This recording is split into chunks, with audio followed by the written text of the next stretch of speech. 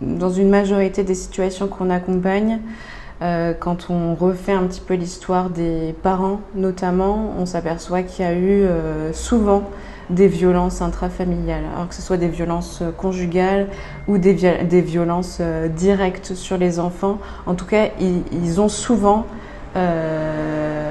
été eux-mêmes accompagnés ou en tout cas baignés dans un environnement violent.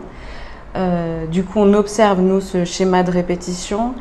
Et l'idée d'accompagner les enfants, c'est de pouvoir permettre à ce cycle-là, en tout cas à ce cercle vicieux-là, de s'interrompre.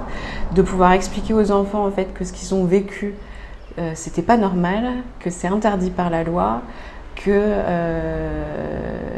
ça peut se passer autrement et qu'ils peuvent, eux, décider de vivre leur vie différemment.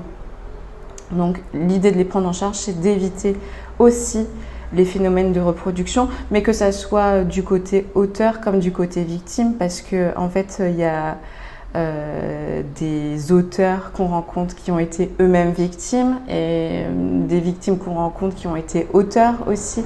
En fait, un enfant victime ne va pas forcément devenir auteur, il peut être aussi victime de violences plus tard.